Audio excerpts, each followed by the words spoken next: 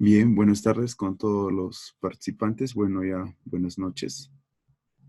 Les doy la bienvenida al curso de especialización online, Sismología y Dinámica de Suelos, aplicado a la ingeniería sismorresistente. El curso está dictado por dos docentes. Bueno, ya han tenido una primera parte con el ingeniero Early. Y bueno, ahora quien les va a dictar soy el ingeniero Rubén Aranda.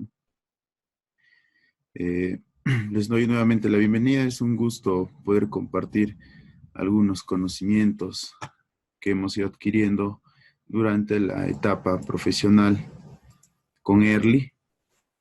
Así que voy a explicarles más o menos de qué trata la sesión 3 y la sesión 4, que estaremos llevándolas el día de hoy y mañana.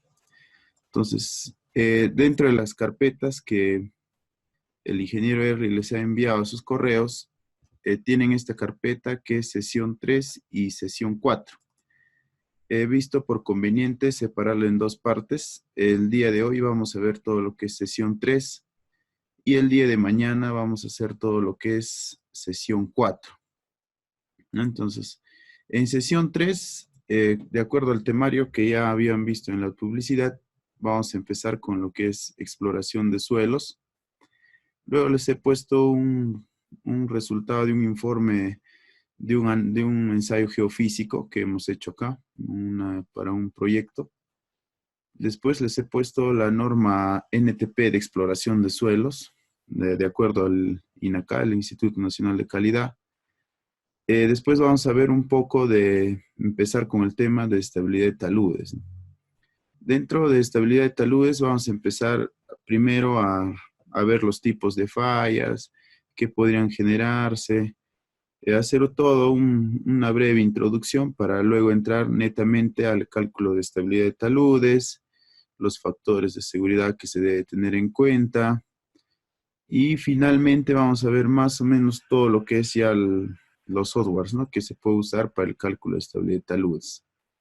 Les he puesto un Excel, un solucionario de 2 ejercicios que vamos a ver haciendo uso del AutoCAD y haciendo uso del Excel, ¿ya? Entonces, vamos a aprender el día de hoy resolver ejercicios de estabilidad de taludes empleando el AutoCAD y empleando el Excel. En cuanto a la sesión 4, que mañana vamos a verlo, les he pasado 2 programas que vamos a usar. Bueno, es el mismo programa, pero en diferentes versiones.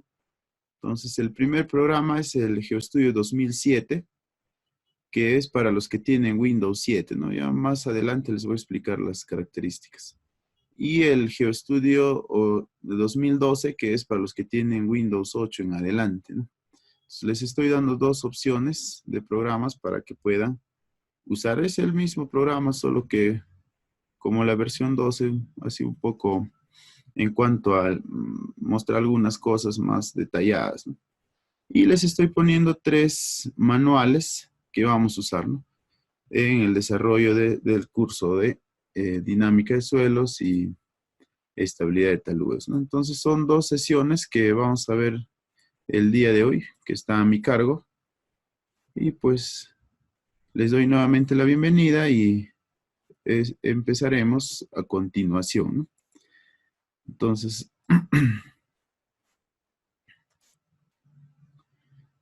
vamos a empezar con el curso. Si tuvieran una consulta que puedan hacer o desean hacerla, me escriben por el chat para poder contestarle. Ya, entonces empezamos el curso. Vamos a empezar. Bien, curso de especialización online, sismología y dinámica de suelos aplicado a la ingeniería sismorresistente, ¿no?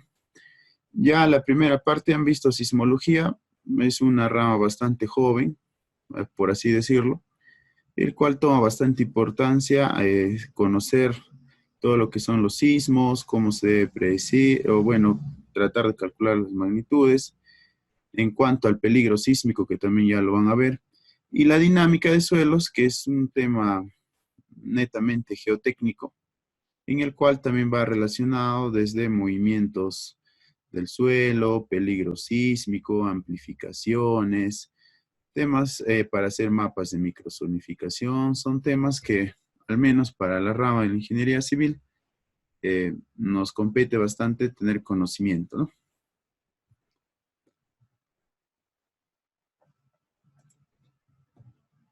Entonces, estamos en la sesión 3. Hoy día vamos a ver lo que es, como primera parte, exploración de suelos, ¿no? La exploración de suelos, que es la base de todo proyecto, ¿no? Si nosotros hacemos una buena exploración para los expedientes técnicos o para los estudios de verificación, la exploración es muy fundamental, ¿no? De ahí sale todos los datos para hacer un buen diseño o un buen análisis estructural también, y el cual el geotecnista le tiene que dar toda la información de acuerdo a lo que indica la norma, ¿no? La E050.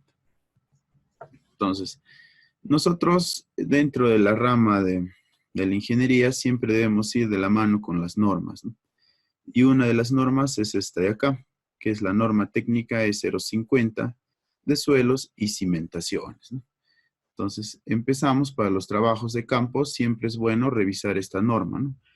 ¿Qué ventajas nos trae y qué podemos aprender de esta norma y tener en consideración para poder llevar buenos estudios de mecánica de suelo y así poder realizar buenos expedientes técnicos, ¿no? Entonces, dentro de esta norma vamos a encontrar estas condiciones o estos requisitos para poder hacer una buena exploración de exploración de campo, ¿no? Entonces, primero, condiciones de frontera, números N de puntos a investigar, ¿no? Es muy importante, de acuerdo a esta norma, calcular cuántos puntos vamos a necesitar de acuerdo al área, ¿no? Que voy a investigar. O si estoy en un canal o si estoy en una carretera, ¿no? Les voy a explicar cómo es más o menos el procedimiento de exploración para las obras más comunes que por lo general realiza un ingeniero civil, ¿no? La profundidad P a alcanzar en cada punto. Vamos a hablar de la profundidad mínima que debemos de lograr en cada una de las excavaciones durante nuestras exploraciones, ¿no? Distribución de los puntos en la superficie del terreno. Número y tipo de muestras a extraer. Esto es muy importante, ¿no? De acuerdo al tipo de suelo, cuando yo estoy en campo, yo debo de saber cómo voy a extraer la muestra. Cómo es que lo voy a llevar a un laboratorio para poder obtener las propiedades mecánicas, ¿no? O poder hacer los ensayos básicos para cada uno de los proyectos. Los ensayos a realizar in situ y en el laboratorio. Entonces es muy importante que durante la etapa del gabinete, antes de salir a campo, yo deba de pensar qué ensayos in situ puedo hacer en ese lugar, ¿no? Qué ensayos o qué materiales puedo llevar. Si es que el lugar es cerca, puedo plantear muchos más ensayos, ¿no? Pero digamos que estoy en un lugar mucho más alejado de la ciudad, por ejemplo, en el caso de captaciones, represas, etcétera, debo evaluar, pensar bien qué ensayos voy a hacer, tanto en campo, ¿no? Y una vez que estoy en campo, extrayendo la muestra, ya en laboratorio también es muy importante saber qué ensayos voy a poder pedir, ¿no? De acuerdo a las propiedades que yo necesito saber. Entonces, es muy importante para nuestros proyectos. Entonces, la norma E050 me presenta esta tabla número 6, que es el número de puntos de investigación. Según esta tabla me dice la E050, de acuerdo a la distancia de las columnas, me clasifica el tipo de edificación. Tengo una edificación A, una edificación B y una edificación tipo C. Entonces, si relacionamos más o menos esto con la E030, que es el diseño sismo resistente, podría decir que el tipo C está más orientado a lo que es viviendas, ¿no? De acuerdo a la E030, en el caso del factor de uso, ¿no? Entonces, la C sería de viviendas. Y acá me da a entender la E050 algo muy importante, que por lo general me dice para urbanizaciones, que el número de puntos a investigar nunca debe ser menor a 3. Ya eso es importante aprender. O sea, que todas las investigaciones, sea para una vivienda o sea por lo más mínimo que sea una construcción, yo debo de plantear por lo menos 3 calicatas o 3 investigaciones, ¿no? Eso es lo que me dice la norma. Nunca será menor de 3. Eso hay que tener bastante en cuenta porque muchas veces algunos solo dicen, no, házmelo solamente con una calicata, ¿no? Entonces, con una calicata no podemos tener idea de todo el tipo de suelo que tenemos en cierta área, ¿no? Entonces, mínimo, según la E050, hay que hacer 3 calicatas, ¿ya? ¿Qué más me dice la norma? Entonces, la norma me habla de la profundidad mínima que yo debo de realizar o debo hacer mi excavación. Entonces, acá la norma me especifica la profundidad que yo debo alcanzar, por ejemplo, para una edificación sin sótano, ¿no? Si estoy en una edificación sin sótano, P, la profundidad me dice que es el DF, que es prácticamente la profundidad de cimentación o el desplante, más un valor de Z, ¿no? Ahorita vamos a ver cómo se calcula Z. En el caso de una edificación con sótano, la norma E050 me indica que debo de tomar la distancia DF desde el nivel de fondo del sótano. O sea, acá estoy el sótano y tomo desde ahí, ¿no? Al nivel de profundidad, más Z y más todavía la altura del sótano, ¿no? Entonces vamos a ver. DF me dice, en una edificación sin sótano es la distancia vertical desde la superficie del terreno hasta el fondo de la cimentación. En edificaciones con sótano es la distancia vertical entre el nivel de piso terminado del sótano y el fondo de la cimentación. H me dice, es la distancia vertical entre el nivel del piso terminado del sótano y la superficie del terreno natural. Y Z me dice que es 1.5 veces B, donde B es el ancho de la cimentación prevista de mayor área, ¿no? Entonces, B es la dimensión de una cimentación, pero la de mayor área, ¿no? O la de mayor longitud. Entonces, ¿cómo calculo la profundidad que yo debo de excavar? P va a ser el DF, que es la profundidad de cimentación, digamos 1,50 m, 1,20 m, o de acuerdo al proyecto, más Z, que sería 1.5 veces B, el ancho de la cimentación más grande, ¿no? Entonces calcularía. Ahora, acá hay algo muy importante que la E050 también me indica. Me dice que SP, o la profundidad mínima a excavar, en ningún caso P será menor de 3 metros, excepto si se encontrase roca antes de alcanzar la profundidad P, en cuyo caso el profesional responsable deberá llevar a cabo una verificación de su calidad por un método adecuado.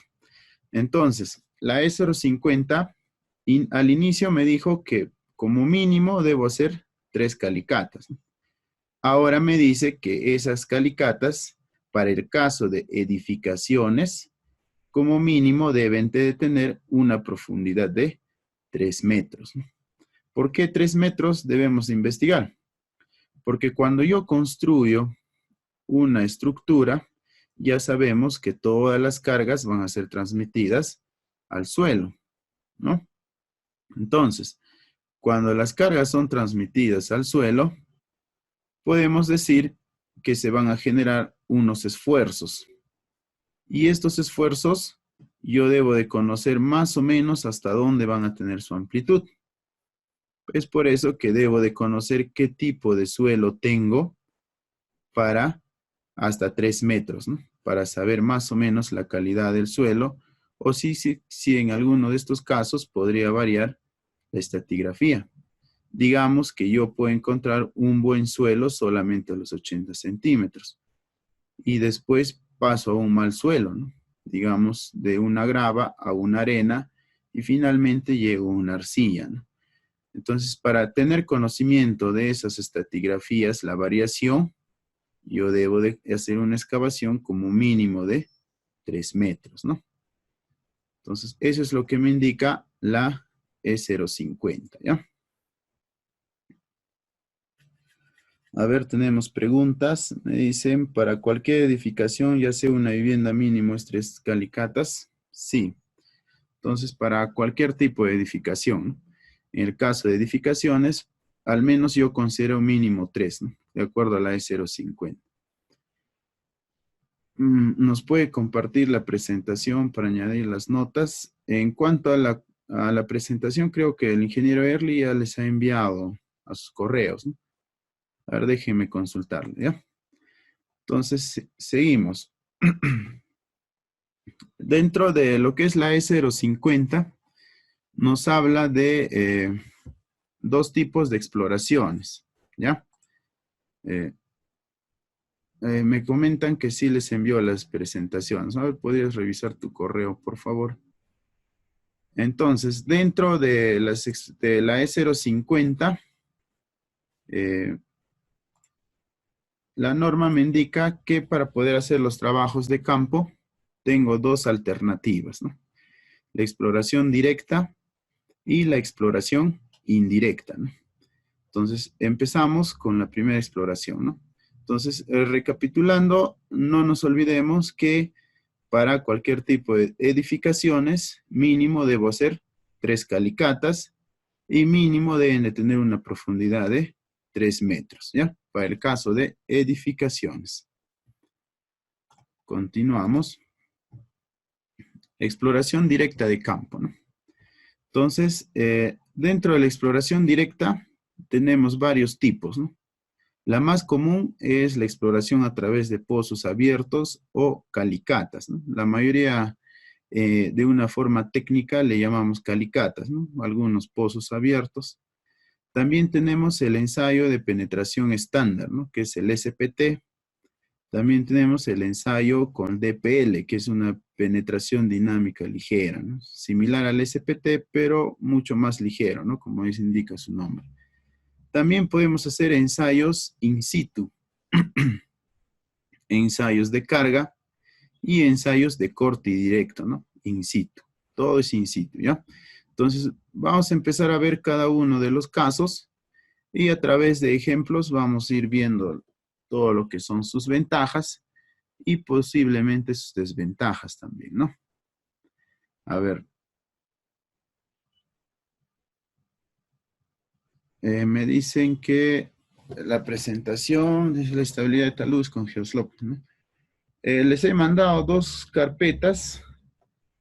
Seguro estás viendo en la carpeta 4, sesión 4 que dice, ¿no? Vamos a salir de la presentación. Entonces, lo que les ha mandado el ingeniero es esto de acá, ¿no? La sesión 3 y 4. La sesión 4 es todo lo que es estabilidad de taludes con el programa. Y la sesión 3, en la número 1, está exploración de suelos, ¿no? Este archivo es lo que estamos revisando ahorita.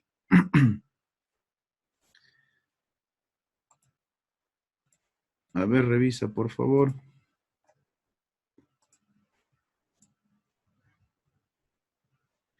A ver, tengo solo las 6.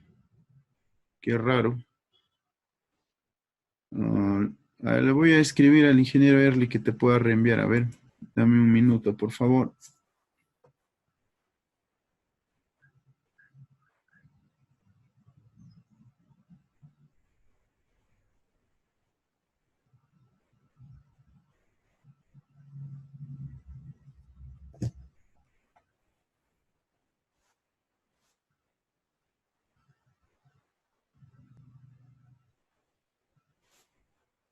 Bueno, ya le escribí al ingeniero Early para que les pueda reenviar el archivo. Ahí quizás lo has descargado, solamente esa parte. A ver, lo puedes revisar, vamos a ir continuando, ¿ya? Entonces nos habíamos quedado en esta parte, ¿no? A ver, ya.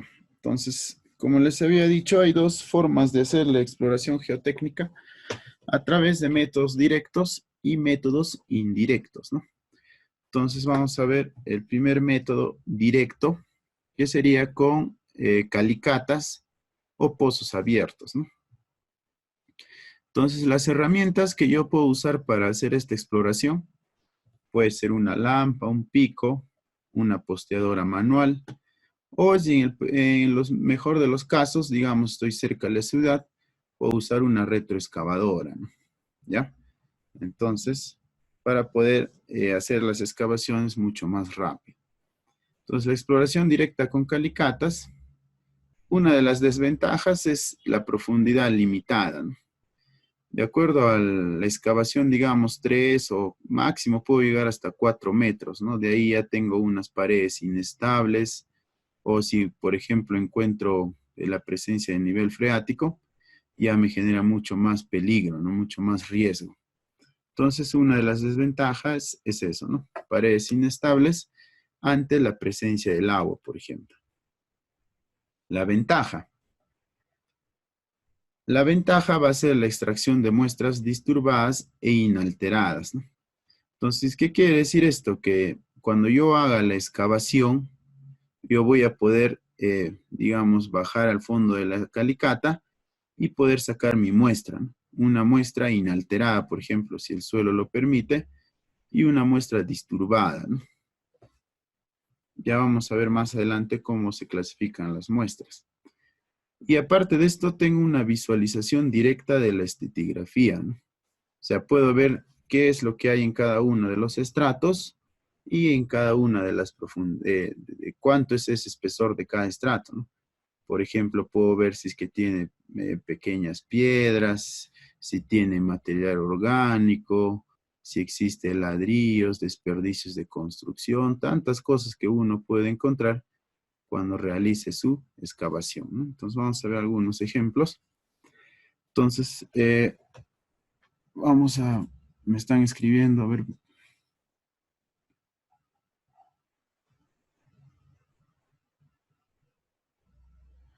Allá dice, en el caso de San Juan de Lurigancho, ¿no? ¿Qué influye las aguas servidas con el terreno de la cimentación? Eh, digamos que el ejemplo de San Juan de Lurigancho, si tuviésemos que el agua se ha expandido, y en el caso de si hubiésemos tenido una zona de arenas, obvio que con la frecuencia de la generación de los sismos que tenemos en el Perú, podríamos tener un fenómeno de licuación, ¿no? Si en el caso tuviésemos arena. En el caso de que tengamos, por ejemplo, un suelo arcilloso, también se vuelve un poco plástico, ¿no? Y obviamente que disminuye su capacidad, ¿no? De poder soportar esas cargas, ¿no? Si bien es cierto, depende mucho de qué altura esté ese nivel freático a la altura de la cimentación, al fondo de Zapata, ¿no? Pero de que va a generar un problema, sí es un problema, ¿no? En el caso de San Juan del Lurigancho. Y más aún que ya ustedes saben que en Lima, por ejemplo, prima bastante la autoconstrucción, ¿no? Hay algunas construcciones que no tienen cimentación, no solamente cimientos corridos. Entonces sí va a generar un problema. Continuamos. En el caso de una edificación, vamos a ver cómo es las calicatas, ¿no? A ver.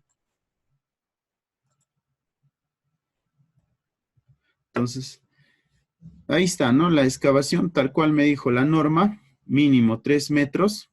Entonces, por ejemplo, acá estamos viendo el de un proyecto que se hizo en Ancash, el 2016, para el mejoramiento e implementación de los servicios educativos de la institución educativa 86577 César Vallejo en Catac, ¿no? Esto ha sido para un colegio, ¿no?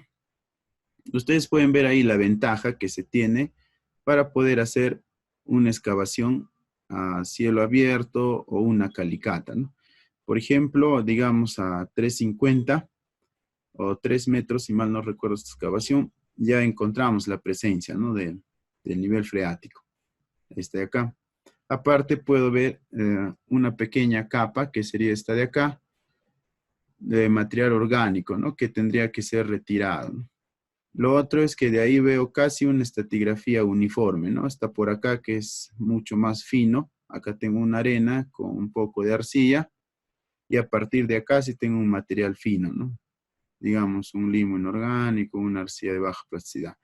Pasa este estrato, ustedes pueden ver acá cambia de color y veo un poco de presencia de gravas, ¿no? Podría ser una grava limosa. Y esa es la ventaja de poder hacer excavaciones o calicatas, ¿no? Puedo ver la estratigrafía en en vivo y en directo, ¿no? Como podría decirse.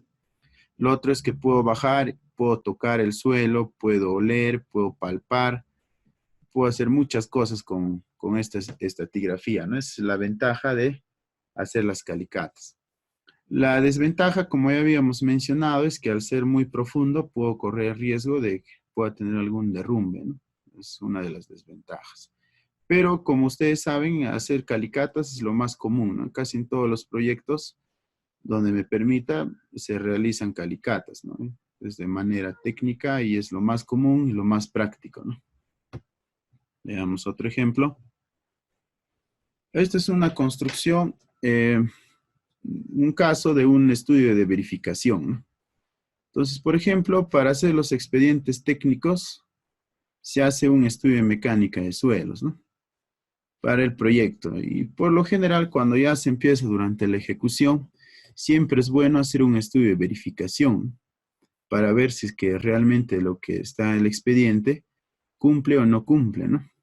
Da a veces muchos casos que por lo general no cumplen, ¿no? A veces los proyectistas asumen nada más sus valores de los suelos, teniendo algún mapa de microzonificación del lugar, ¿no? Pero no realizan sus excavaciones, ¿no? Este es un caso en Huaraz. Este espacio fue destinado para una construcción de un local de videovigilancia de Huaraz, ¿no? ¿Qué pasó en este ejemplo que les muestro? Es que durante la etapa del proyecto, el proyectista, este era un pequeño parque. Entonces, al ser un pequeño parque acá en este pasaje, el proyectista había ido al lugar y solamente hizo una excavación de 1,50 m, ¿no?, de profundidad. Entonces ya cuando el ejecutor empezó a la construcción de la obra, botó todo eso de ahí y pues se encontró con un tipo de recontra diferente, un tipo de suelo muy diferente. Entonces, ahí tuvimos que ir para hacer el estudio de verificación, ¿no? Entonces, el consultor del expediente hizo el diseño con un tipo de suelo granular y planteó un tipo de estructura de cimentación de zapatas aisladas, ¿no? Entonces, cuando ya se ha hecho el estudio de verificación, hemos encontrado que es un suelo, una arena arcillosa con una arena limosa y encima con presencia de nivel freático, ¿no? Entonces, en ese cambio brusco de tipo de suelo, y aparte de que la municipalidad de Huaraz en esta zona céntrica tiene un plano de microzonificación donde ya te indica el tipo de cimentación que debes usar, ¿no? Entonces, la municipalidad de Huaraz en el centro recomienda usar cimentaciones tipo platea o tipo losa, ¿no? En todo el área del terreno. Y el consultor, pues, no había revisado esa información, ¿no? Y había diseñado todo con zapatas aisladas, ¿no? Entonces tuvo que hacer la consulta al consultor y el consultor volver a rehacer todo el proyecto, cambiar la cimentación, ¿no? Entonces, siempre es bueno a los lugares que vayan a hacer sus estudios buscar toda la información, información de las municipalidades, información de INDECI, eh,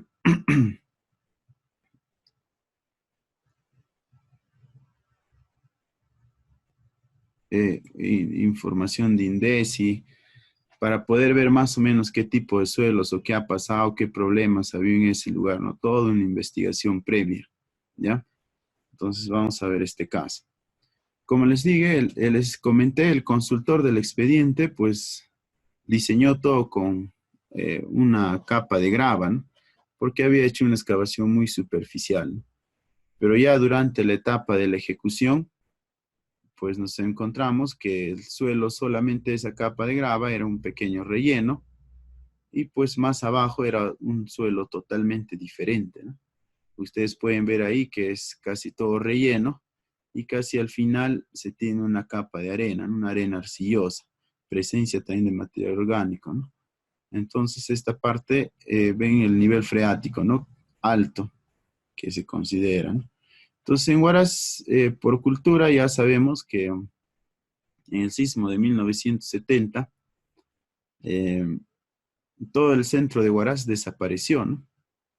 Entonces, después de que todo el centro de Huaraz desapareció después del sismo, con el movimiento, se empezaron a hacer estudios, ¿no? Estudios de microzonificación, y se encontró este tipo de suelo, ¿no? Un suelo bastante arenoso con presencia de nivel freático, ¿no? Y en otras zonas un suelo arcilloso, ¿no? Entonces ya sabemos que los suelos arcillosos tienden a amplificar la señal sísmica, ¿no? Entonces es lo que ocurrió en el sismo del 70, ¿no? El sismo de 1970 de magnitud 7.5 destruyó todo en el centro de Huaraz, solamente en el centro de Huaraz, por este tipo de suelo, ¿no? O sea, a raíz de esos estudios es que la municipalidad plantea que toda su cimentación, al menos en el centro de Huaraz, sea con platea, ¿no? Platea de cimentación, ¿ya? Para poder disminuir los asentamientos diferenciales que se pueden generar debido a este tipo de suelo, ¿no? O sea, las imágenes anteriores que les había mostrado, como pueden observar, son excavaciones hechas a mano, ¿no? Con pico y lampa, todo a mano, ¿no? Bien cuadrado. Pero la ventaja o la desventaja es que máximo puedes llegar hasta 3 metros, digamos, ¿no? O hasta donde encuentres nivel freático, ¿no? O hasta donde encuentres roca, como dice la norma, ¿no? Si encontramos roca, paramos la excavación, si es que fuese una roca muy buena, ¿no? Para eso hay que hacer otros ensayos, ¿sí? Entonces, a continuación vamos a ver una excavación, pero ya hecho por una retroexcavadora, ¿no? Esta también es la ciudad de Huaraz, si mal no recuerdo, para una edificación comercial, ¿no? Entonces, haciendo uso de una retroexcavadora, ya podemos llegar a una profundidad mucho más profunda, no vale la redundancia, donde ustedes pueden ver también los estratos, ¿no? Por ejemplo, en esta construcción tenemos una capa de relleno con ladrillos, tuberías rotas, material de relleno, y en el fondo ya podemos ver un material bastante conglomerado, ¿no? Con piedras. Esto también, ¿no? Acá pueden ver la presencia de, casi no hay arcilla, sino más limo y un poco de finos, pero con presencia de bolonerías en el fondo, ¿no? Entonces, este tipo de suelo es lo contrario a este de acá, ¿no? Por ejemplo, este es en el centro de Huaraz, y este es en otro distrito de Huaraz, que en el sismo del 70, pues no le pasó nada, ¿no? ¿Por qué? Porque este suelo tendía a amplificar la señal, mientras que este suelo, al ser un poco más granular, funciona como un colchón, digamos así, que al momento que llega la señal sísmica, o las ondas P y las ondas S, estas de acá tienden a disipar, ¿no? No a amplificar. Entonces ahí está la diferencia en dos tipos de suelos que existen marcadamente en Huaraz, ¿no? Acá podemos ver el estudio de mecánica de suelos que se hizo en una zona arcillosa, donde actualmente está la ciudad universitaria de la Universidad de Huaraz, ¿no? Esta es otra excavación hecha a mano. Ustedes pueden ver, por ejemplo, este es para el proyecto Mejoramiento de la Seguridad Externa e Interna de la Ciudad Universitaria de Chancayán de la UNASAM, ¿no? En abril del 2015, la Calicata 16. Entonces acá también están viendo que mínimo hemos llegado a 3 metros de profundidad y podemos ver la estratigrafía, ¿no? Podemos ver un pequeño relleno de material orgánico con raíces, y de ahí ustedes pueden ver un estrato bastante uniforme, ¿no? Un estrato uniforme, por el color solamente podemos asumir que ya es una arcilla, ¿no? Entonces, esto salió una arcilla de alta plasticidad, ¿no? Un CH, un tipo de suelo CH. Más adelante vamos a ver los tipos de suelos que también la norma me indica, ¿no? Entonces, la ventaja de hacer calicatos, ¿no? No importa el tamaño, la cosa es llegar a los 3 metros, ¿no? Y algunos que tienen experiencia, por ejemplo, hacen tipo escalera, ¿no? Excavo hasta cierta parte, luego voy haciendo escalera, escalera, hasta llegar a los 3 metros y poder sacar esa muestra de suelo, ¿no? Lo otro que me indica la norma es que siempre debo de presentar un plano de ubicación de calicatas, ¿no? Entonces, el planito de ubicación de calicatas siempre debemos de hacerla para tener idea de dónde se ha sacado la muestra, ¿no? Por ejemplo, esta de acá es de la caseta de videovigilancia que les mostré del caso. Entonces, hemos hecho 3 calicatas, ¿no? Una calicata 1, una calicata 2 y una calicata 3, ¿no? Aparte de esto, hemos hecho ensayo de penetración dinámica ligera, ¿no? Entonces, estos símbolos que ustedes ven acá también están normados, ¿no?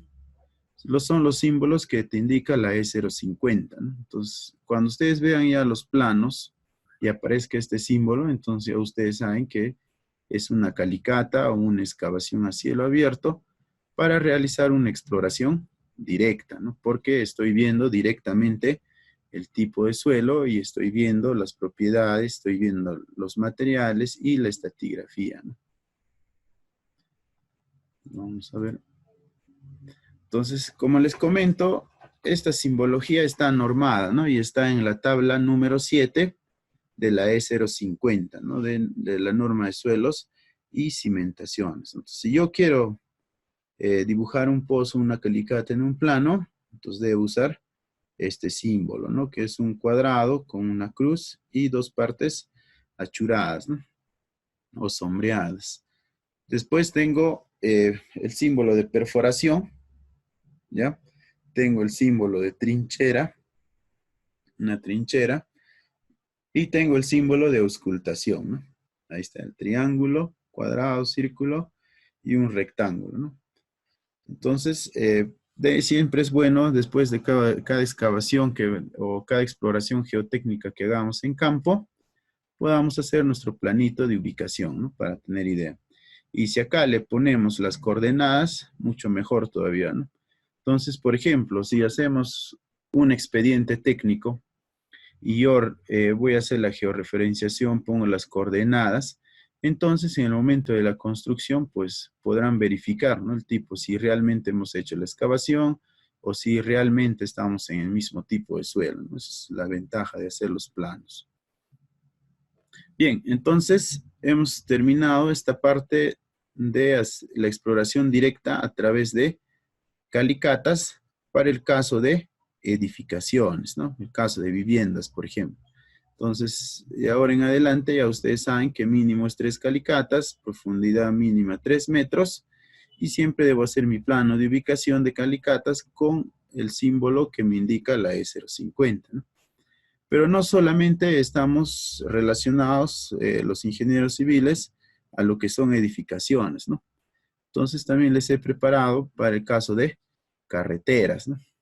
¿Cómo debemos hacer las investigaciones en el caso de carreteras y en el caso de pavimentos, ¿no?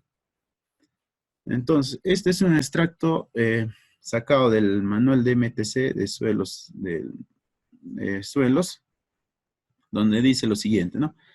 El programa de exploración e investigación de campo incluirá la ejecución de calicatas o pozos exploratorios, ¿no?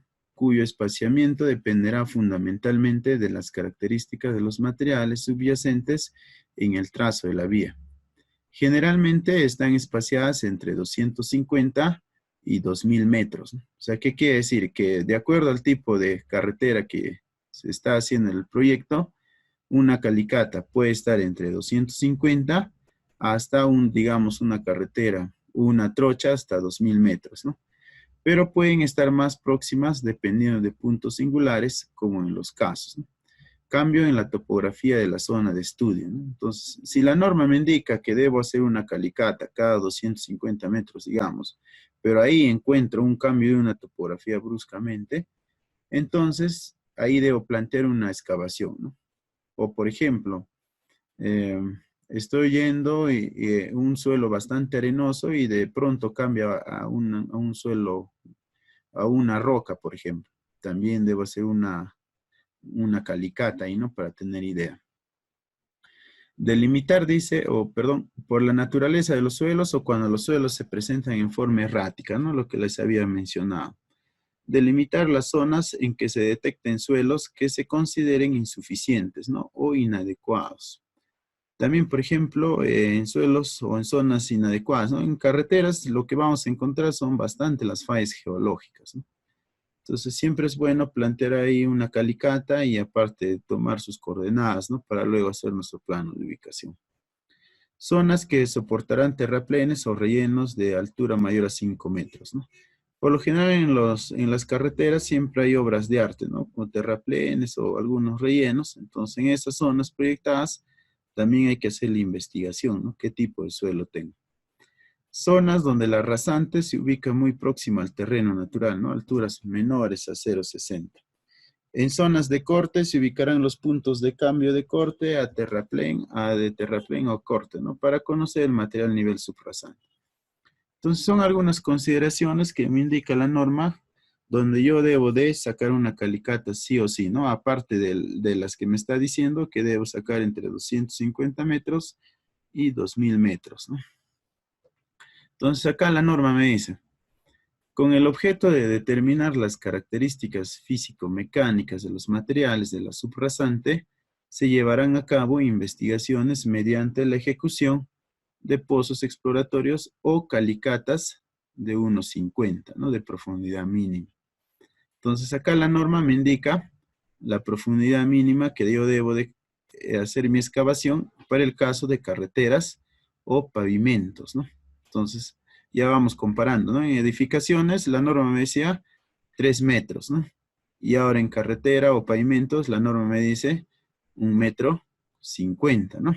Entonces, ¿a qué se debe ese cambio?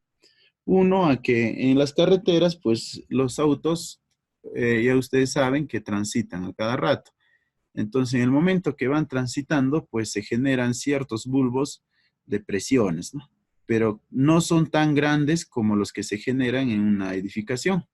Entonces, la norma, pues por eso que solamente me dice suficiente con excavar 1,50 m. Entonces, la norma ya me está indicando la profundidad, ¿ya? En el MTC me indica este cuadro, miren. En este cuadro yo puedo, digamos, ver cuántas calicatas debo hacer para de acuerdo al tipo de carretera, ¿no? Y empezamos, miren. Para la carretera, la más común que a veces se hace en zonas altoandinas es las trochas, ¿no? De bajo volumen de tránsito, las trochas carrozables, ¿no? Entonces, para este tipo de carretera, me dice la profundidad mínima que yo debo de excavar es 1,50 m y debo hacer una calicata por kilómetro, ¿ya? Una calicata. Y aparte me dice que las calicatas se ubicarán longitudinalmente y en forma alternada, ¿no? Entonces, ¿esto qué me indica? Que yo debo ir en todo el eje de la carretera ubicando mis calicatas en forma alternada, ¿no? Entonces, digamos, en el primer kilómetro lo hago al lado izquierdo, en el segundo kilómetro al lado derecho y así, ¿no? En forma alternada. Pero si ya estoy en una carretera de tercera clase, con un índice medio diario anual entre 400 a 201 vehículos por día, de una calzada de 2 carriles, entonces ya me dice 2 calicatas por kilómetro. ¿Qué quiere decir? Cada 500 metros, ¿no? Cada 500 metros. Si ya paso una carretera de segunda clase, entonces ya estaría haciendo 3 calicatas por kilómetro, ¿no? Pero ustedes pueden observar, hasta para autopistas, el MTC nos dice que la profundidad mínima que debo llegar es 1,50 m, ¿no? Suficiente con excavar, ¿ya? Vamos a ver los ejemplos, ¿no? Entonces, este es un ejemplo de una trocha carrozable, ¿no? Ahí está. Una trocha carrozable y la calicata lo estoy haciendo en forma alternada, ¿no? Ahí está, en forma alternada. Entonces, por ejemplo, ahí dice calicata 5. Ahí está el nombre del proyecto, bueno, no se puede leer bien. Y estamos sacando el material, ¿no? La excavación a 1,50 m. También puedes hacer en forma escalera, ¿no? Digamos que acá excavas 40, 50 y vas haciendo en forma de escalera hasta llegar a sacar la muestra, ¿no? A ver, veamos otro ejemplo. Ya nos escriben por acá. Dice la abertura de cuántos metros, ¿no? Bueno, ya les comenté, no importa el tamaño que tú hagas, ¿no? Lo que importa es llegar a la profundidad. Si hay algunos peones que cuando recién empiezan hacen una abertura grande, ¿no? Para llegar, digamos, a un fondo, puedan trabajar mejor. Pero ya algunas personas que ya tienen experiencia en esto, como ustedes ven, hacen algo pequeño y con este tipo de escalera van llegando a la profundidad, ¿no? La abertura no importa. Lo que nos debería de importar es llegar a la profundidad y realmente tomar la muestra a la profundidad que me indica la norma, ¿no? Como ya hemos visto, en edificaciones a 3 metros y en caso de carreteras a 1,50 m, ¿no? A ver, vamos a ver otro ejemplo. Acá está, ¿no? Esta vista de acá es otro. Entonces, por ejemplo, acá tenemos mejoramiento y rehabilitación del camino vecinal Yungay en el distrito, en la región de Ancash también, ¿no? Entonces, ustedes pueden ver, acá no ha hecho una abertura muy grande, ¿no? Sino solamente la necesaria y hace en forma de escalera, ¿no? Acá ha hecho su escalera y acá mucho más profundo, ¿no? Entonces, sacamos la muestra de este fondo y podemos llevarnos al laboratorio, ¿no? A ver, otro ejemplo. Entonces, esos serían los ejemplos para el caso de una trocha, ¿no? Pero también el ingeniero civil siempre está relacionado a lo que es pavimentos. En este caso, por ejemplo, hemos hecho la excavación para un proyecto de un pavimento, ¿no? Es muy importante también, si ustedes ven las imágenes que les estoy compartiendo, tener buen rotulado del proyecto, ¿no? Y la buena escritura de la calicata, ¿no? Siempre es bueno eso tener. Entonces, esto es para un pavimento. Hemos hecho al costado también en forma alternada, teniendo lo mismo. Y miren ahí, ¿no? Podemos ver la profundidad ya no tan profunda como para una edificación. Y la ventaja nuevamente de poder hacer una excavación directa es poder ver la estratigrafía, ¿no? Ustedes pueden ver la estratigrafía, el perfil, poder bajar acá y poder tocar el suelo, oler, palpar y ver algunas propiedades físicas, ¿no? Que puedes sacar en campo. Entonces, nuevamente en el caso de carreteras, también les vuelvo a repetir, hay que hacer nuestro plano de ubicación, ¿no? Entonces, ustedes ya saben reconocer, miren, acá hemos hecho, por ejemplo, para esa carretera algo de 19 calicatas y también hemos adquirido o hemos puesto las canteras, ¿no? Entonces, en el caso de hacer estudios mecánica de suelos para carreteras, se llama estudio de mecánica de suelos, fuentes de agua y canteras. Entonces, por ejemplo, si yo voy a construir esta trocha carrozable, entonces es muy importante que en la etapa de trabajo de campo yo pueda identificar las zonas de donde se puede sacar material para el afirmado, ¿no? Para el pequeño espesor que siempre le colocan, y luego lo compactan para tener una mejor superficie de rodadura, ¿no? Entonces, en los trabajos de mecánica de suelos hay que identificar las zonas de canteras, ¿no? Entonces, en el planito de ubicación se pone la zona de cantera, ¿no? Entonces, si yo voy a compactar algo, necesito agua, ¿no? Entonces, también en todo el proyecto debo de identificar las fuentes de agua, ¿no? Por ejemplo, acá tengo una fuente 1, una fuente 2, una fuente 3, acá una fuente 4 y por acá una fuente 5, ¿no? Entonces, debo identificar en todo el recorrido de la carretera las fuentes de agua, ¿no? Ahora, debo de identificar también en cada uno de los tramos, ¿no? Tampoco puedo identificar solamente en el inicio y digamos que esto es de 19 kilómetros, entonces voy a gastar en una cisterna llevar hasta acá, ¿no? Entonces tengo que identificar en zonas marcadas, ¿no? Varios tramos para poder ahorrar, ¿no? El costo del presupuesto. Bien, entonces ya hemos visto el caso de edificaciones, el caso estamos en el caso de carreteras.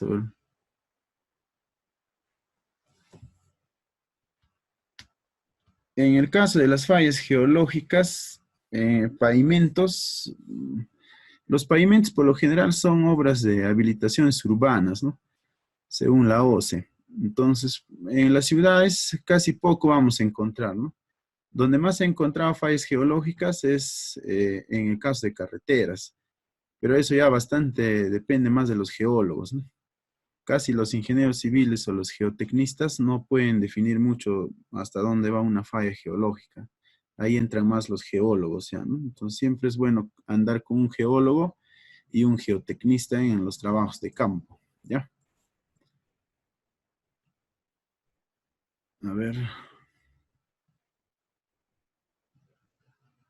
Si haciendo, dice la calicata, se encuentra presencia de agua. O sea, sí. En el caso de la presencia de agua, si es que es mucha agua, se deja ahí, ¿no? Se deja ahí la excavación, si ya no te deja trabajar. Pero digamos que recién está empezando y te deja trabajar, puedes seguir con la excavación y marcas a qué nivel está ese nivel, ¿no? Para que en los estudios o en los perfiles estratigráficos, el estructural pueda ver a qué nivel está la profundidad de agua y pueda plantear la cimentación adecuada, ¿no? ¿Qué características debe cumplir cierta zona de cantera? Ya, el material de cantera hay dos tipos, ¿no? Cuando estemos en el caso de carreteras, vamos a tener que usar un material de afirmado. Ese material de afirmado, como ustedes saben, las trochas carrozables son carreteras donde, digamos, va a existir la presencia de lluvia.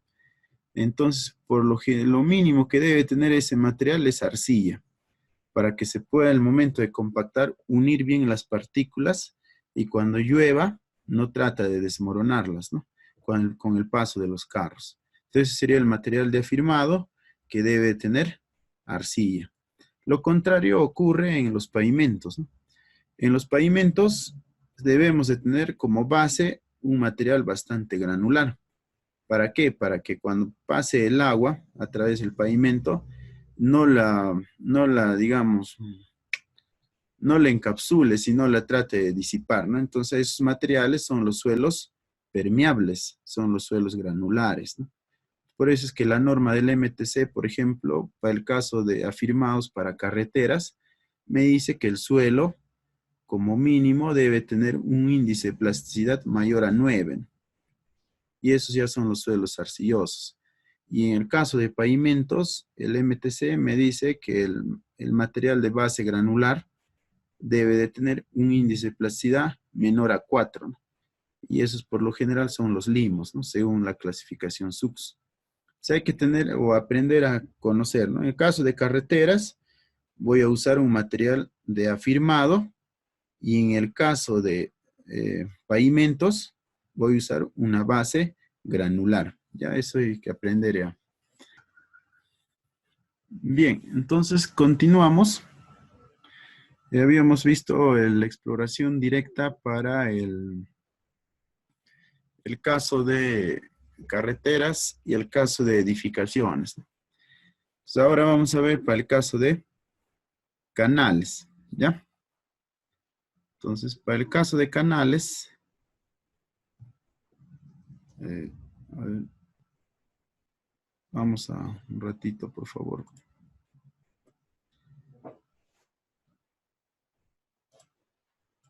Vamos a cambiar de Wi-Fi. Ya. Nos habíamos quedado acá. Entonces, para el caso de canales, también el ingeniero civil está relacionado bastante a la exploración, ¿no? De canales. Entonces, en el caso de canales, vamos a ver, nos escriben por acá.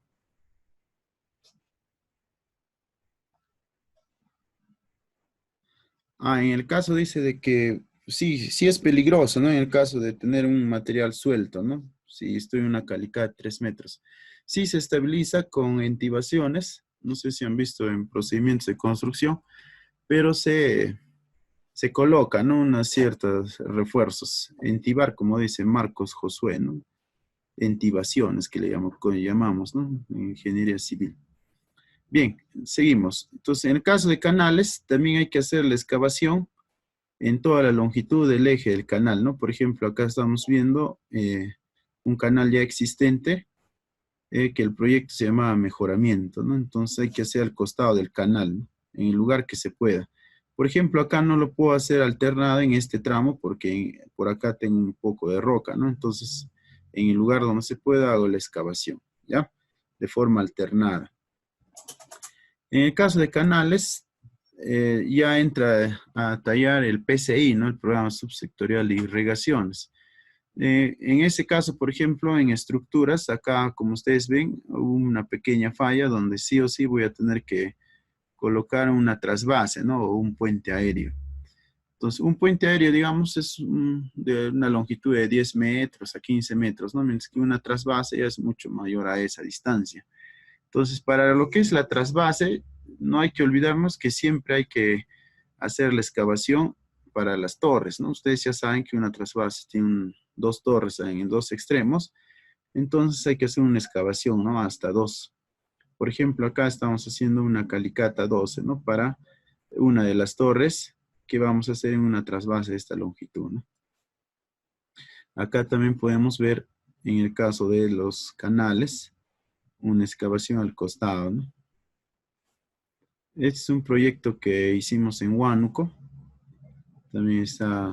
para el caso de sus estructuras primarias, también esto es para la captación, ya todo el estudio, ¿no? Ahí está la calicata 0 en el kilómetro, 0 más 0, ¿no? Al inicio de todo el canal.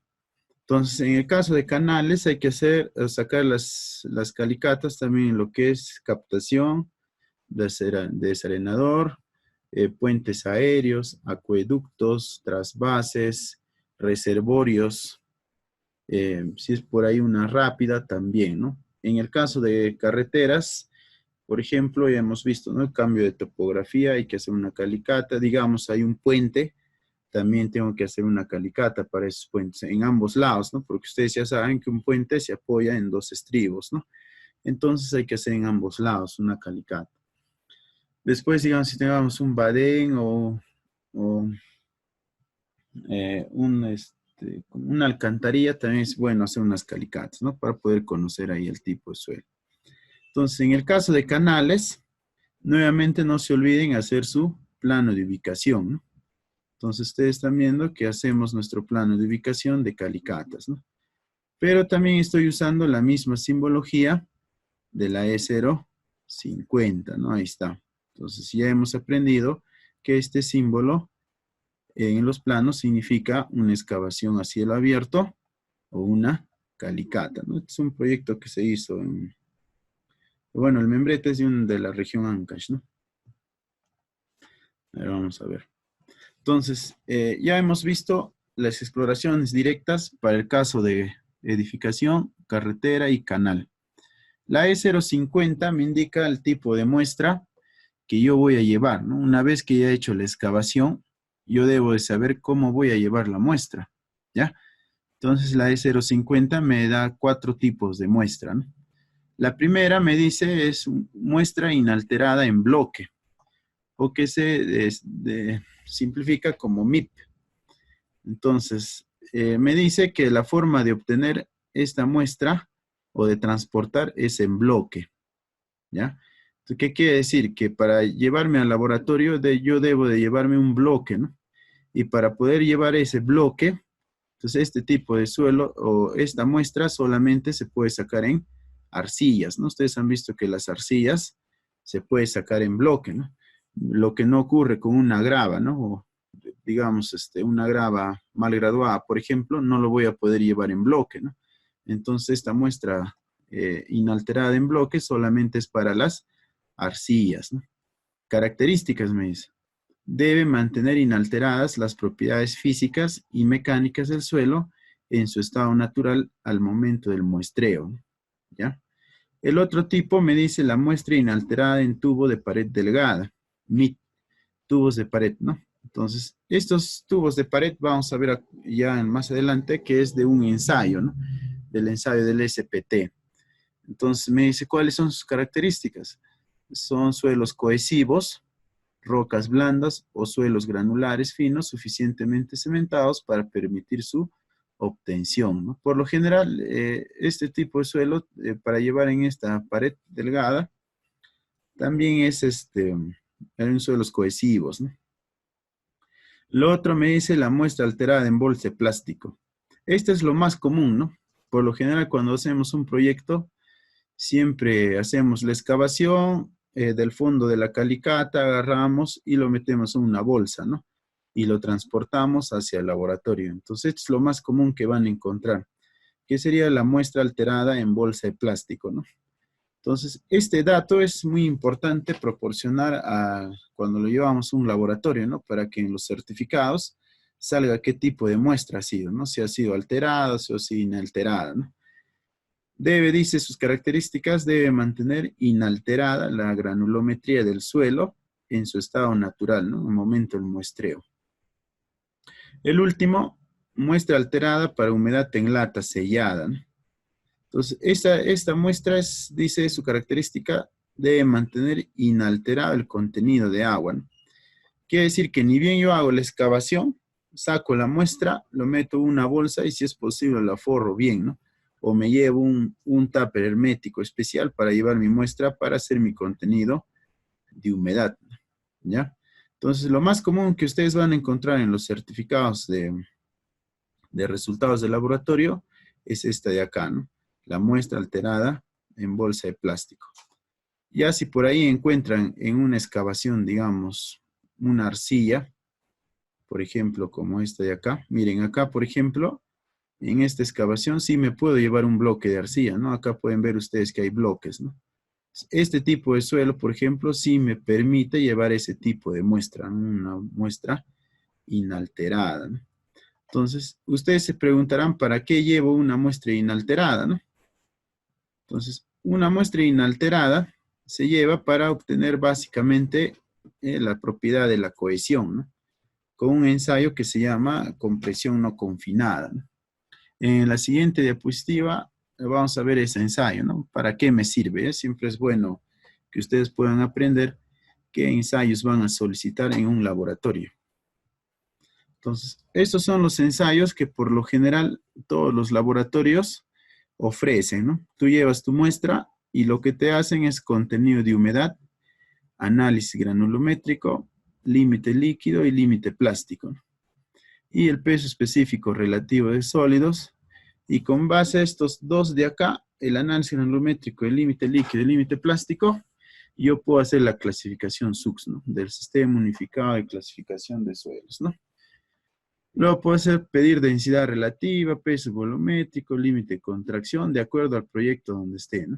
Por ejemplo, el ensayo de compactación Proctor, ya sabemos que es más para los proyectos tipo pavimento y tipo carretera, ¿no? Para poder sacar el valor del contenido de humedad máximo y la máxima densidad seca, ¿no?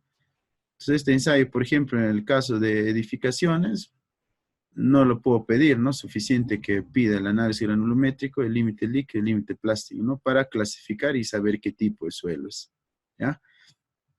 Acá hay un ensayo que se llama compresión no confinada, ¿no? Este ensayo es netamente para conocer la cohesión, ¿no? Y el corte directo, ¿no? El corte directo es el ensayo más común que me da el ángulo de fricción y la cohesión, ¿no? En suelos mixtos.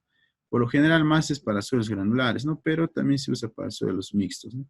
Entonces, en las siguientes diapositivas les voy a enseñar exactamente qué ensayo debo pedir para cada proyecto, ¿no? Pero lo mínimo que cada laboratorio te ofrece es esto de acá, ¿no? Contenido de humedad, análisis granulométrico, límite líquido y límite plástico, tu clasificación SUX y tu peso específico, ¿no? Entonces, tú llevas tu muestra y el laboratorio como mínimo te debe entregar esto, ¿no? Para que te pueda dar la clasificación. Bien, la E050 también nos habla de los tipos de suelos, ¿no? Dentro de los tipos de suelo, pues tenemos 15 tipos y usa el sistema unificado de clasificación de suelos, ¿no?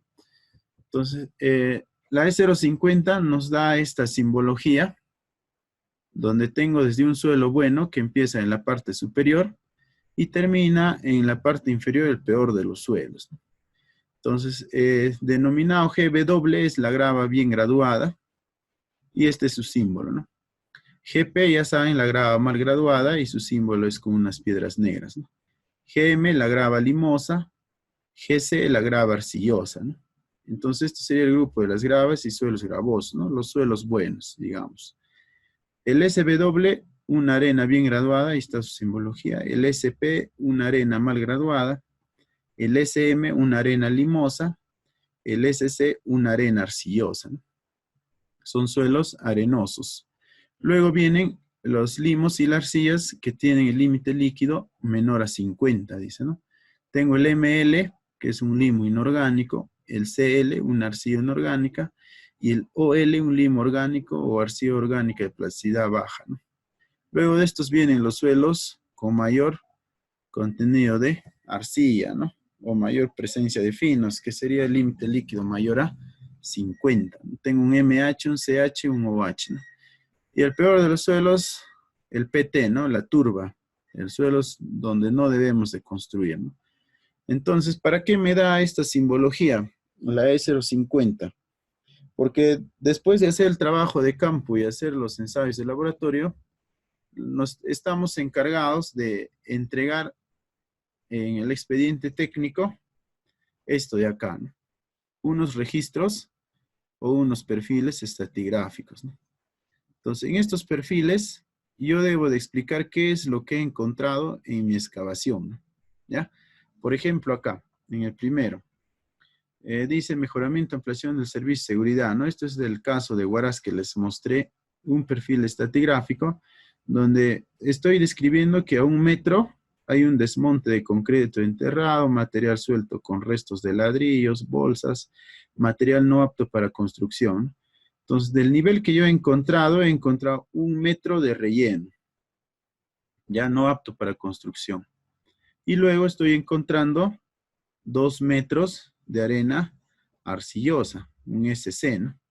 Y cuyo porcentaje de grava es 1.92, arena 88 y finos 22. Estos resultados de acá salen del análisis granulométrico, ¿no?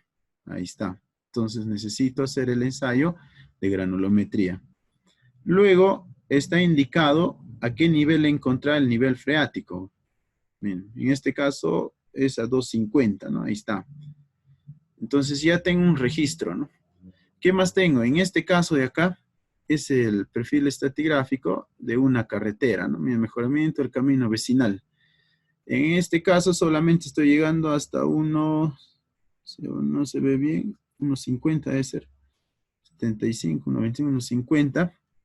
Pero si ustedes ven, tengo 30 centímetros de relleno y de ahí tengo un suelo GP, ¿no? Entonces, estoy usando la simbología que me indica la E050, ¿no? Entonces, la otra diferencia que ustedes pueden ver es que acá, en el caso de edificaciones, solamente tiene un sistema de clasificación, miren, que es el sistema SUX. Mientras que en el caso de carreteras, la norma me dice que debo de colocar otro sistema de clasificación que es el AASHTO. Bueno, no se nota bien, pero ahí está el AASHTO, ¿no? ¿Por qué? Porque según el diseño geométrico de carreteras, hay algunas que se clasifican de acuerdo al tipo de suelo, ¿no? Entonces hay que poner su clasificación AASHTO. ¿Para qué más me sirven estos registros? Entonces, para los registros, por ejemplo, es muy importante para el ingeniero que va a hacer costos y presupuestos, ¿no? Porque el ingeniero va a agarrar este registro y va a revisar, ¿no? Entonces dirá, bueno, tengo 1 metro de relleno, entonces tendré que usar acá una maquinaria, ¿no? Para eliminar todo esto de acá. Entonces ya está presupuestando una maquinaria para eliminar este relleno, ¿no? Luego de esto digo, bueno, tengo una arena arcillosa, entonces para la excavación de la cimentación, suficiente con usar peones, ¿no? Una excavación manual.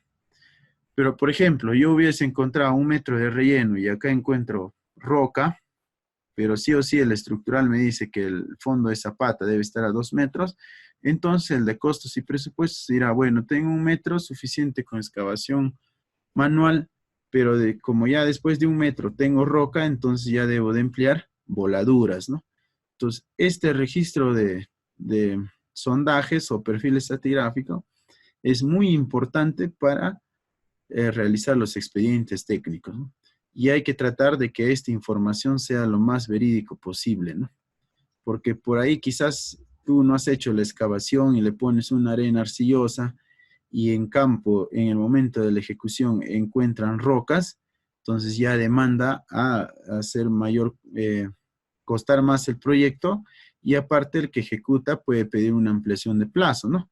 ¿Por qué? Porque él va a decir, bueno, mi expediente me dice que era una arena arcillosa, que es mucho más fácil de excavar, pero ya cuando he empezado a hacer la ejecución, me doy cuenta que es una roca, ¿no? Entonces me sale más caro, que no está presupuestado, me sale más caro y aparte me demoro más en hacer la excavación.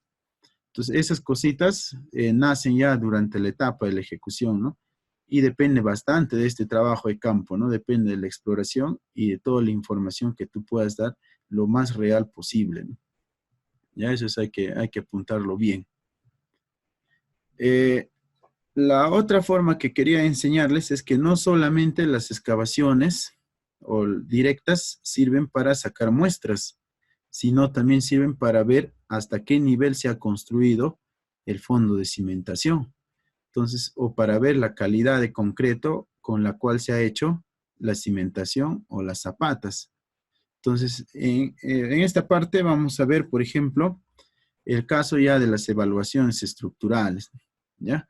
Las evaluaciones estructurales se hacen usando este equipo, que es un sacanúcleos con una broca diamantada, ¿no? Digamos, de diámetro 7 centímetros, y esta de acá en un diámetro mucho más grande, ¿no? La desventaja de estos ensayos es que tú puedes conocer la resistencia del concreto después de cierto tiempo que has construido, ¿no?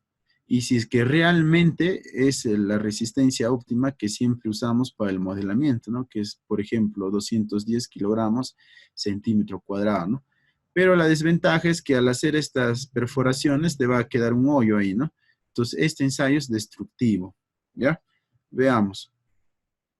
Como les comento, yo puedo hacer una calicata para conocer el tipo de suelo, pero también puedo hacer una calicata para poder ver si es que realmente han cumplido que la profundidad de la cimentación es a 1,50 m, lo que indica el plan, ¿no? 1,80 m.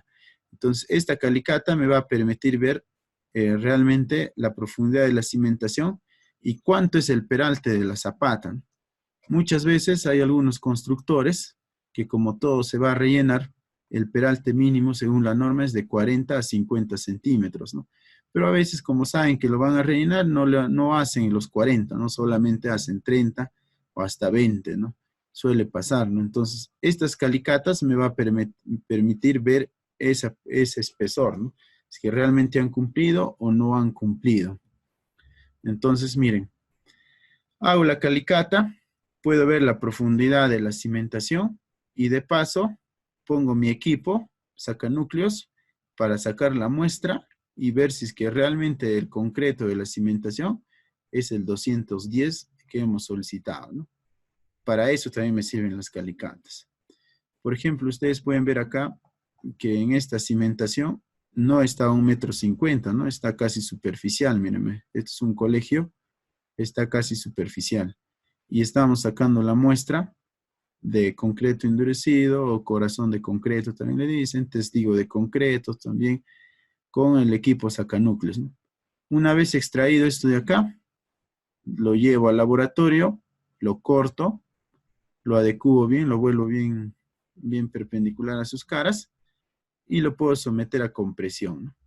Lo someto a compresión, eh, puedo hallar el esfuerzo, ¿no? ¿Cuánto resiste esto de acá? Y comparar si es que realmente han llegado a lo que dicen los planos, ¿no? Entonces, esto se hace bastante en los trabajos de peritajes, ¿no? Por ejemplo, cuando ya se ha terminado la construcción, por ahí empiezan los problemas, entonces salen los trabajos de peritajes para poder hacer las evaluaciones, ¿no? Entonces, ¿cuál es lo ideal?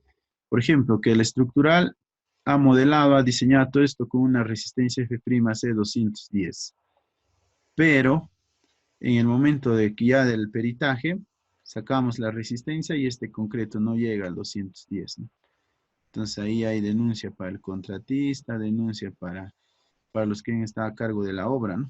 Y esta estructura ya no sería tal cual lo hemos modelado, ¿no?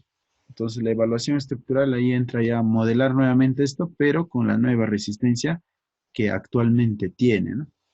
Es una rama ya de la ingeniería estructural, ¿no? Todo lo que son evaluaciones. Bien, Entonces, hasta acá hemos terminado la exploración directa a través de calicatas, ¿no? Vamos a hacer un resumen. Para el caso de edificaciones, sabemos que mínimo debo hacer 3 calicatas de profundidad 3 metros. En el caso de carreteras, debo hacer cada 1 kilómetro si estoy en una trocha carrozable y la profundidad es 1,50 m. En el caso de canales, también la profundidad es 1,50 m y debo hacerlo aproximadamente de 500 a 1000 metros la distancia, ¿no? Y carreteras y canales, siempre las calicatas van a ser en forma alternada, ¿no? Si es que se pudiese, ¿ya? Ese es el resumen. Ahora pasamos al siguiente ensayo de exploración directa, que es el ensayo de penetración estándar, ¿no?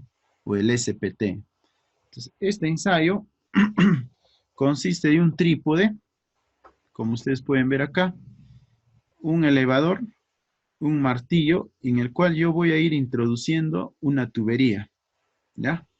Una tubería, voy a ir hincando con el peso y esa tubería va a ser una caña que en la punta va a estar partida, va a tener un orificio donde se va a ir introduciendo el material, ¿no? O el suelo. Entonces ustedes ya se preguntarán para qué tipos de suelo. Entonces este ensayo solamente lo puedo hacer para suelos arenosos y suelos arcillosos, ¿no? Porque ustedes comprenderán que si esto yo introduzco, digamos, en un río, en la vida voy a poder sacar material por el tubo, ¿no? No se va a introducir nada porque en los ríos, por ejemplo, son casi la mayor parte de los suelos son gravas, ¿no? O bolonerías. Entonces, este ensayo es netamente para arenas y arcillas, ¿no? Ahí está, por ejemplo, ¿no? Este es el equipo. Es un equipo mucho más moderno, ya con un motor, ya no tanto con trípode. Y este es el martillo, ¿no? El martillo que se va soltando y se va introduciendo la tubería, ¿no? Esta es la tubería caña partida que les digo, ¿no? Ahí está. Por acá va ingresando la muestra de suelo por el orificio y acá se va acumulando, ¿no? Y más o menos me quedaría así, mira. Ahí está. Entonces, la ventaja también de ser una exploración directa es que una vez que yo saco la tubería y lo parto, puedo estar en contacto directo con la muestra, ¿no? Miren, puedo estar en contacto directo, oler, tocar, palpar, y ustedes aprecian que este es un suelo arenoso, por ejemplo, ¿no? Un suelo arenoso con bastante humedad. Entonces, como les digo, este ensayo es netamente para arenas, ¿no? Arenas y arcillas. Acá, por ejemplo, es hecho en una arcilla. Acá está el equipo del trípode que vemos. Este es para la construcción de una facultad en una universidad. Ahí está el equipo, miren. Está el martillo y ahí está la tubería, ¿no? Que se va a ir introduciendo. En este caso, el martillo se puede jalar con personas o se puede elevar mediante un motor, ¿no? Cualquiera. Estas son las diamantinas que usan los mineros, ¿no? Los mineros también usan este ensayo para poder evaluar si hay mineral o no hay mineral a qué profundidad, ¿no? Entonces, la diferencia de ellos es que ellos tienen otro tipo de método que sacan muestras de roca, ¿no? Casi rocas. En el caso de nosotros, los civiles, es puro suelo, ¿no? Entonces, el ensayo de penetración estándar, ¿no? No se olviden, sus características. Es un trípode que tiene un martillo y que se va contando el número de golpes. Eso me olvidaba. Entonces, yo tengo acá este trípode. Como sé la consistencia del suelo, voy contando el número de golpes que yo requiero para introducir la varilla, ¿no? ¿Ya? Entonces, solamente para suelos arcillosos y suelos arenosos, ¿no? ¿Ya? El siguiente ensayo o método de exploración directa es el ensayo de penetración dinámica, DPL, ¿no? El DPL es similar al SPT, pero mucho más pequeño. Si el SPT era un trípode, el DPL ahora solamente es una varilla, ¿no? Ahí está. Una varilla que también tiene un martillo, ya, o un peso. Este peso es aproximadamente 15 kilos. ¿Cómo mido la resistencia? Este equipo me sirve para medir la resistencia a la penetración del suelo, ¿no? Entonces, si ustedes, digamos, sacamos cuentas, un suelo que es arenoso y que está húmedo, digamos, una arcilla húmeda, pues esto se va a introducir como si estuviese en una mantequilla, ¿no? Se penetra mucho más rápido. A comparación de un suelo granular o un suelo bien compacto, esto ya acaba de demorar en introducir, ¿no? Entonces, así vemos la consistencia del suelo o la resistencia a la penetración. Entonces, ¿cómo mido este equipo? Este equipo consta de varillas de 1 metro. Cada 1 metro se va enganchando, ¿no? Cada 1 metro. Y cada 1 metro tiene divisiones de cada 10 centímetros, o sea, 10 divisiones. Cuando yo doy los golpes, voy contando cuántos golpes me toma para poder introducir los 10 centímetros, ¿no? Entonces, cada 10 centímetros voy contando los números de golpes. ¿Y para qué me sirve? Aparte de ver la consistencia. Con el número de golpes, puedo sacar más o menos cuánto es el ángulo de fricción y más o menos cuánto es la cohesión, ¿no? Pero ojo, esos son valores de ensayos en campo, ¿no? No son tan precisos como los ensayos de laboratorio. Pero este ensayo sí me sirve, ¿no? Digamos que yo en estas calicatas he excavado 3 metros. Entonces ya tengo la información de 3 metros. Y luego con mi equipo de DPL, digamos, penetro 1,50 m más. Y hasta ahí sé que por ahí hay un suelo mejor, un buen suelo. Entonces ya tengo idea de 3 metros más 1,50, de 4,50 m de profundidad, ¿no? ¿Ya?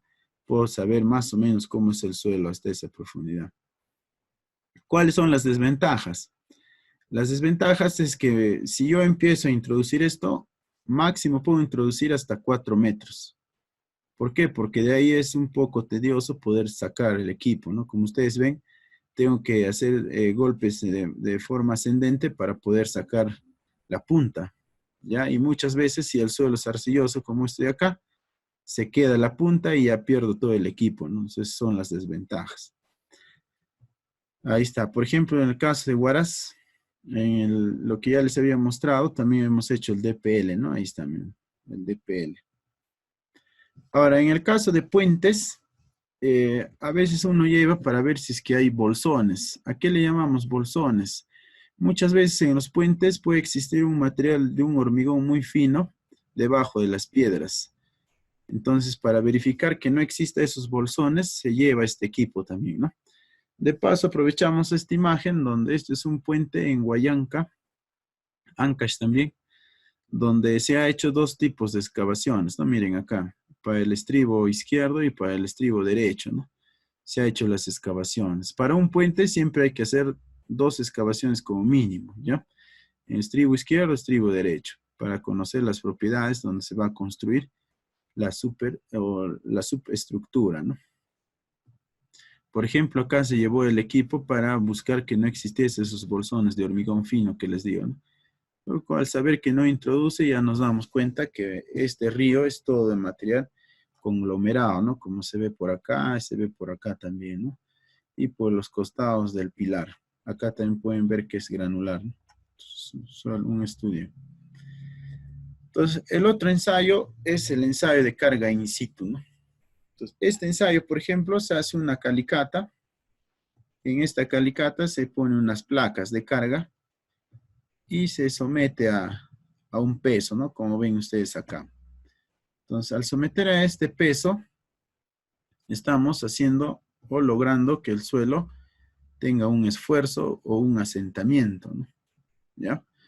Entonces, podemos ver acá son equipos ya un poco antiguos, ¿no? Del SISMIT, de la UNI. Entonces, podemos ver acá el diagrama de carga-asentamiento, mientras yo voy cargando hasta cierto punto que el suelo va a llegar a su punto máximo, ¿no? Entonces ya puedo saber más o menos cuánto es la resistencia y cuánto va a ser el asentamiento, ¿no? Estos ensayos son mucho más costosos que estos de acá, ¿no? Que hemos visto, por ejemplo, el SPT, ¿no? Pero el SPT, por ejemplo, acá en el río no hubiese podido hacer, ¿no? Entonces hay que saber pensar también que de acuerdo al tipo de estructuras que voy a hacer, ¿no? Por ejemplo, este ensayo de carga in situ se puede hacer en las ciudades, ¿no? En Lima lo hacen bastante, ¿no? Para para las edificaciones de los departamentos, la UNI hace bastante estos ensayos, ¿no? Pero en provincias es poco, ¿no? De acuerdo por todos estos equipos que hay que trasladar y hay que tener personal técnico que también sepa hacer realmente este ensayo, ¿no? No es tan fácil tampoco. Entonces, el otro ensayo es el ensayo de corte directo in situ, ¿no? Este ensayo de corte directo consiste en trabajar con una muestra inalterada, como ustedes ven acá, donde se tiene un bloque de suelo y se somete a una cajita, ¿no? Pues es de corte, ¿no? Meto una caja bien tallado. Ahí está la caja de paredes metálicas, de planchas metálicas. Y le someto a carga, ¿no? Por ejemplo, esta es una imagen del SISMIT, ¿no? Ahí está. Entonces yo tengo la muestra de suelo encerrada con unos dispositivos de control y lo que hago es someter a una carga, ¿no? Una fuerza de corte, ¿no? Por eso es corte directo su nombre, ¿no? Hago que la muestra se corte, ¿no? Pero esto es un ensayo in situ, ¿eh? Entonces, por ejemplo, estoy excavando para una edificación y quiero hacer este ensayo mucho más real y hago esto de acá, ¿no?